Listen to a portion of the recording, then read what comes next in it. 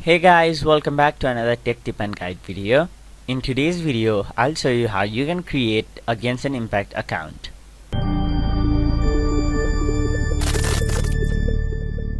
So, first of all, go to this website right here, which is genshin.mihoyo.com, and once you're in this website, on the top right side of the screen you can see two options, download and login.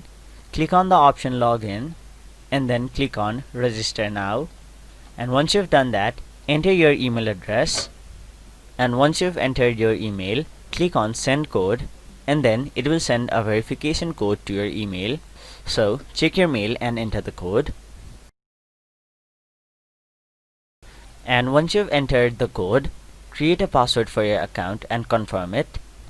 And once you've done all of these, click on register, and now you'll have to complete the puzzle.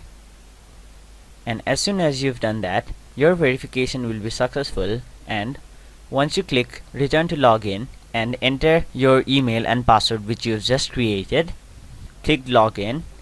You'll again have to complete the puzzle, and now as you can see, you will have successfully created an account and also be logged in to it.